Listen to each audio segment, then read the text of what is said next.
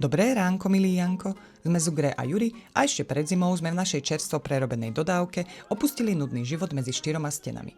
Vydávame sa na cestu naprieč Balkánom, kde za 50 dní prejdeme vyše 7000 km. Spíme bez kempov, jazdíme po bezplatných cestách, bez stresu a hlavne v slobode. V dnešnom dieli uvidíte preskúmanie ruiny obrieho hotela, kilometrový tunel do mesta, ochutnávku zo slovenskej pekárne, prechod do Albánska a šup na hory, kde zažijeme panoramatický prejazd národným parkom a ďalšiu zábavu.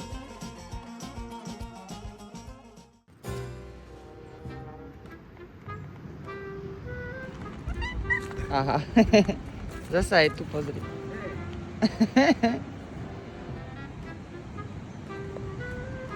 Hej, cici, to už nie. No, to už nie. Ráno sa zobúdzame pri meste Perazica, hneď pod megakomplexom, ktorý sa schováva pri nenápadnej odbočke v mestečku strmou cestou dole. Je to nedokončený hotel As, ktorý v dnešnej dobe nemá aktívneho majiteľa. Tento grandiózny projekt, označovaný aj ako Titanic Juhoslávie, je trňom v oku krásnej riviéry a po viacerých pokusoch a šanciach pravdepodobne odsúdený na schátranie. Štruktúra vlastníkov a investorov je bohatšia ako rodokmeň anglickej kráľovnej a hotelík má na konte viacero daňových dlhov, ktoré po sebe zanechali nádejní zbohatlíci.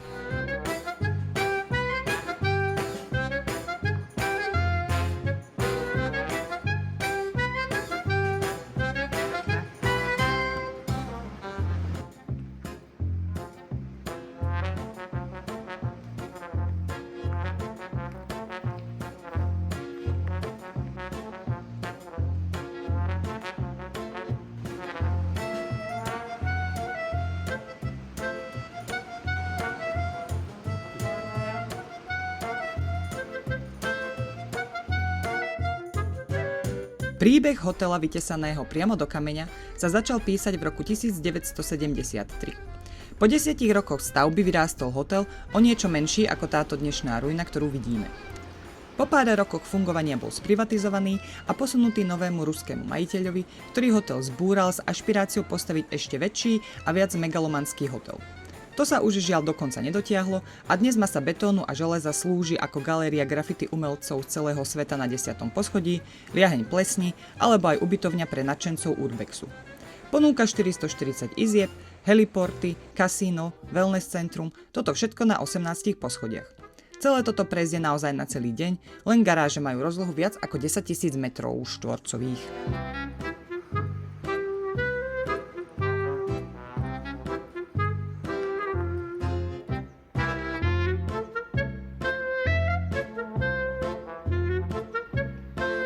To by bolo do zberu. Kultúrna vsúka. Ľudia v Čiernej Hore pôsobia na prvý pohľad veľmi zvláštne. Keďže sme boli v kontakte len s ľuďmi, ktorí boli v práci, sprvu sme si mysleli, že sú nejakí zdulí a nevrlí, až neskôr sme zistili, že sú preslávení svojou lenivosťou a naozaj sa od práce pretrhnúť nešli. A už aj voda je napustená. Krajina každoročne usporadúva aj národnú súťaž o najlenivejšieho občana. V nej musia súťažiaci iba ležať na mieste, s malou prestávkou každých 8 hodín na hygienu a ktorý to vydrží najdlhšie vyhráva. Rekord 50 dní si držia lenivci Lídia a Filip z roku 2023.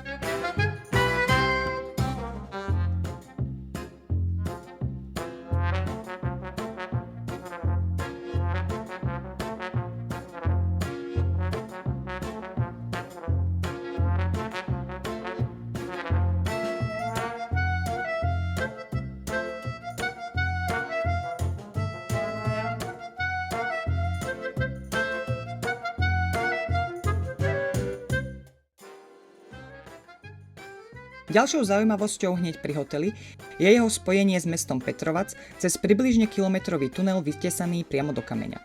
Za večer a dnešné ráno sme ho prešli spolu asi 5 krát tam aj späť, až tak veľmi sa nám páčil. Do mesta sme však nešli, informácie nečakajte. Je to veľmi nenáročná prechádzka s viacerými prestávkami na výhľad na more.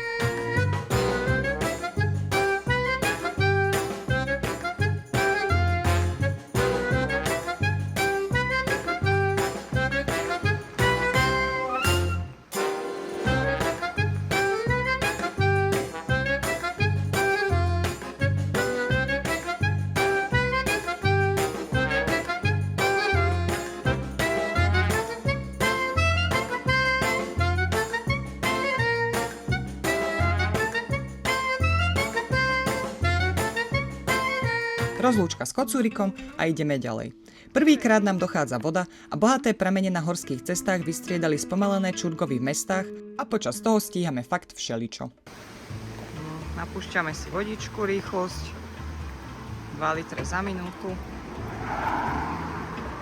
a svetielko nesvietí. Tu tam je zle. Žiarovka?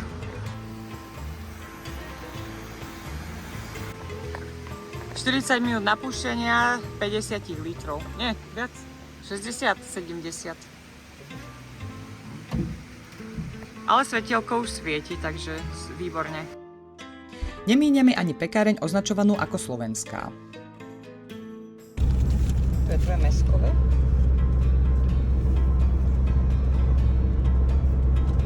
Aké? Super. Počkam na druhý hrys.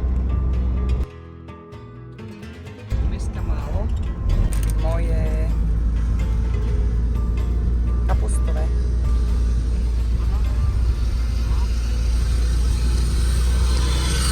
Moje kapustové je dobré.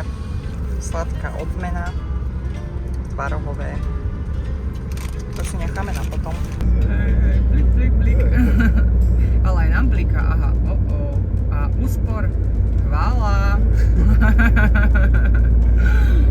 Tieto meradlá nám poskytujú veľmi veľkú zábavu. Kávička sa už varí. Večer, noc a deň trávime na veľkej pláži. Na čajka ide. Láska, prvýkrát v živote vidím čaj.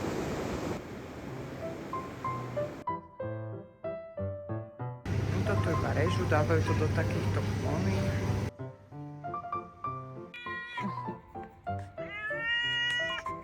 Čo je mačička?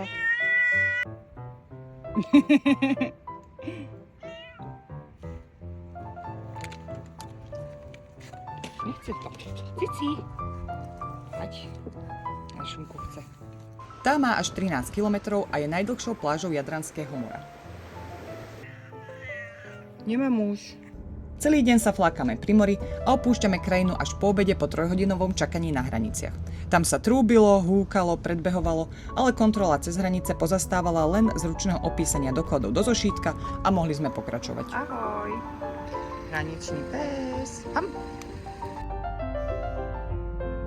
Tradičná kuchyňa, prvé jedlo. Kola, pizza a hranolky.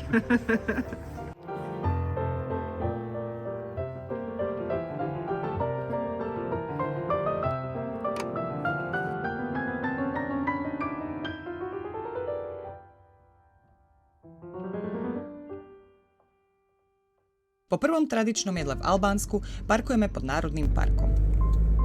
Sami stopári.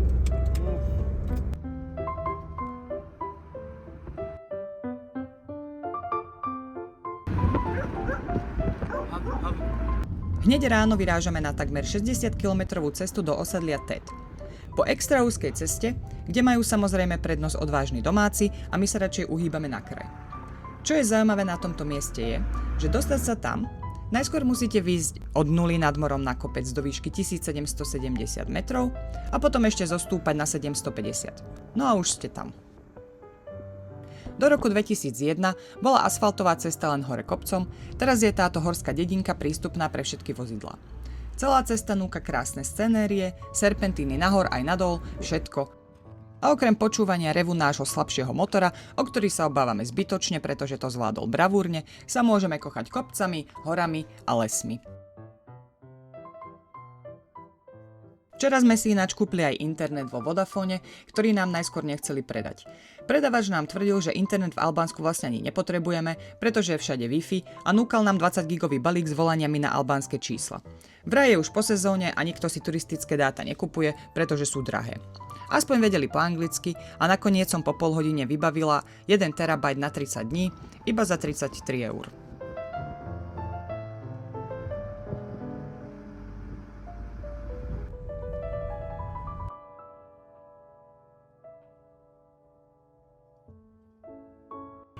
Ahoj, ty si krásny.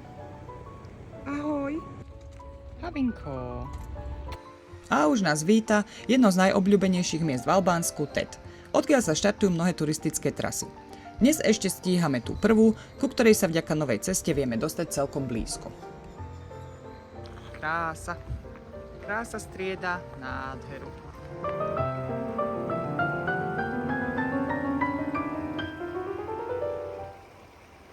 Koníky, koníky, ahojte.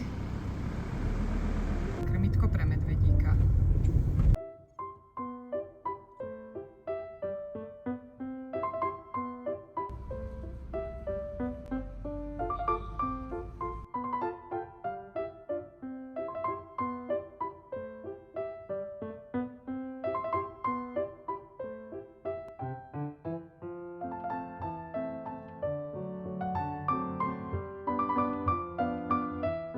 Začíname v Nderlisaj, 7 km od nášho zázemia a mierime k jednému z dvoch modrých lúk Albánska. Priezračná, no.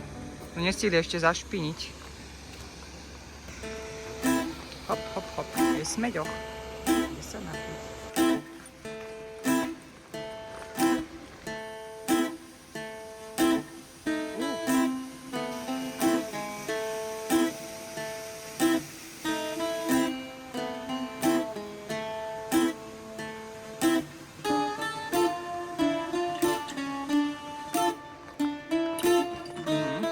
Farby jesene.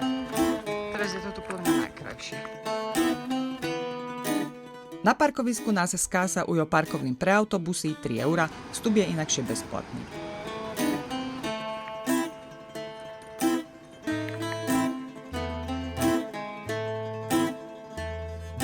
No otvorené. Pekné. Celkom pekné to je. A je to aj kamera. A pozri. Odpadky pekne v tomto. Only for customers.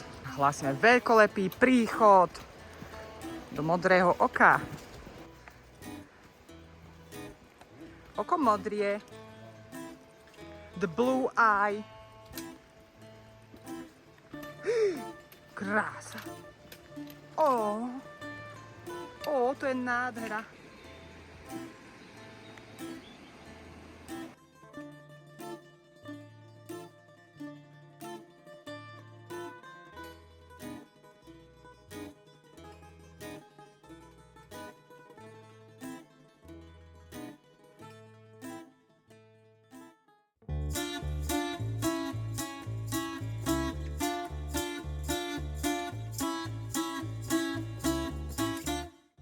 Nenáročná cesta tam aj späť má 4,5 km a vedie nás k 5 metrov hlbokému oku s priezračnou vodou so studenou vodičkou.